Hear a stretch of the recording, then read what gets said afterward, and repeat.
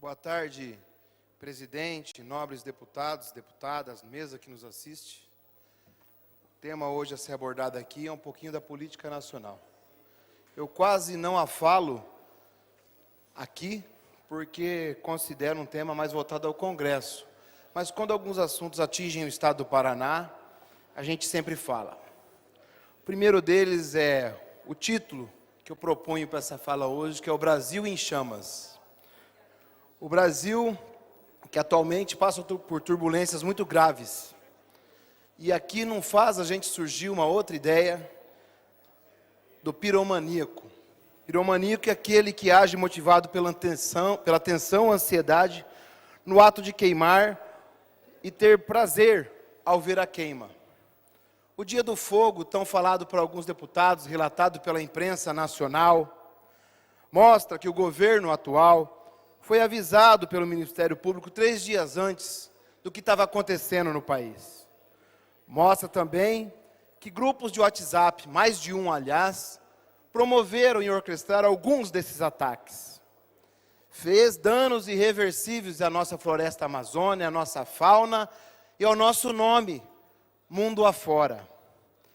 E todo esse contexto implica diretamente aqui no Paraná. Aliás, o Paraná também teve focos de incêndio. O Parque Nacional da Ilha Grande teve 62% do seu território queimado. Mas a queima promovida nacionalmente não se dá apenas nas matas, e na fauna, e na flora. Dá-se também em forma de combustão das nossas riquezas naturais, combustão na gerência do nosso petróleo, que está sendo entregue a grandes empresas do capital privado e a outras estatais estrangeiras. Também no fato da manutenção para o Brasil, da destinação de seus recursos oriundos dos impostos que eram para a educação e para a saúde. Aliás, 75% para a educação e 25% para a saúde. Foi extinto. Há também, meus nobres companheiros e companheiras, uma cremação de direitos sociais nesse Brasil de hoje. Previdência, com cortes no BPC, cortes na forma que tem a pensão por morte, aumento na idade mínima, sofrimento às mulheres, uma cremação com relação à educação, ataque às universidades, cortes de verbas, falta de estímulo à pesquisa. Para se ter uma ideia, deputado Galo, meu amigo, a Universidade Federal do Paraná perdeu 48 milhões esse ano, com essa cremação de direitos. Com relação à saúde, fim do programa Mais Médico, corte de remédio para a população através do programa Farmácia Popular e medicamentos básicos, como a insulina, a vacina tetaviral, deixaram de ser gratuitos. Cremação, literalmente, dos direitos sociais. Há uma incineração ocorrendo com o Brasil, do seu protagonismo político, que no passado tinha grande destaque na Unasul, no CELAC, no IBAS, no G20, de onde fomos um dos criadores, e no BRICS, um banco criado por esse país. Nosso protagonismo foi incinerado, assim como o fomento à economia brasileira está sendo incinerada. Eu vi uma entrevista do ex-ministro de Agricultura, Braulio Maggi, dizendo que os compradores da soja brasileira sempre referendam o selo de qualidade ambiental. E nós vamos perder esse selo. E em breve teremos as notícias negativas dessa atitude de hoje. Mais ainda, as operações bilaterais do atual governo incineram o nosso nome lá fora. Se meteu numa briga entre Israel e Palestina, fez com que o mundo árabe e muçulmano deixasse de comprar carne, inclusive do Paraná. Fez no final do ano passado, onde quem perdeu foi o povo paranaense, 30 bilhões da soja comprado dos americanos via China e saiu aqui do Porto de Paranaguá. Fez um acordo unilateral com os Estados Unidos, 729 mil toneladas de trigo importado sem tarifa alguma dos Estados Unidos. E fez ainda a não renovação da tarifa do leite em pó, ao qual atinge o estado do Paraná e em cheio o Sudoeste. vamos ser incinerados. A imagem do Brasil no cenário internacional fica prejudicado por esse tipo de atitude do governo. Discursos constrangedores em reuniões comerciais, capacidade nula de negociação, descrédito da imprensa nacional, incineração da imagem brasileira. Queima de nossas empresas estatais. A compra de ativos estatais brasileiras está acontecendo de forma massiva por empresas estrangeiras. Mas mais do que isso, estamos vendendo as estatais brasileiras não para o mercado privado, estamos estatizando elas para outros países. A maior compradora de nossas empresas atualmente é o governo chinês, quando não, empresas ligadas ao governo italiano e ao governo espanhol, por exemplo. Estamos entregando nossa soberania para outros países.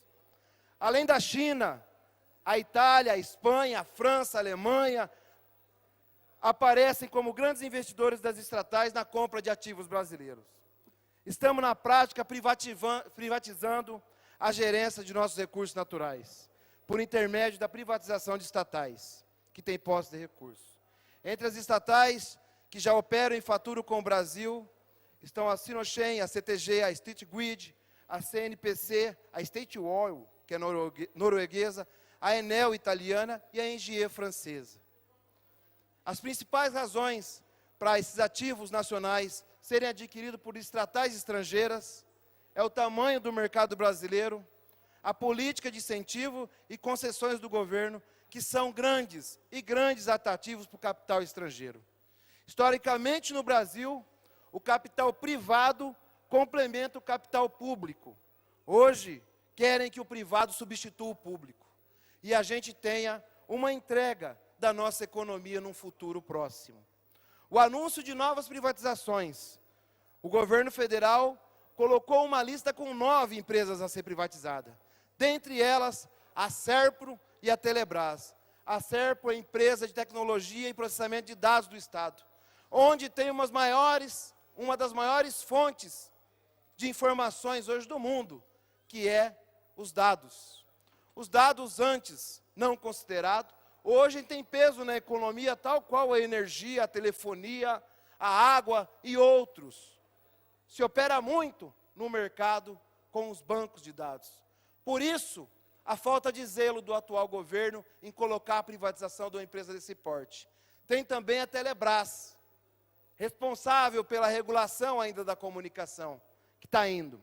Também, na lista, retornam outras empresas que já tinham começado no governo Temer. Um exemplo, a Casa da Moeda e a Eletrobras. Empresas estratégicas para a economia e desenvolvimento.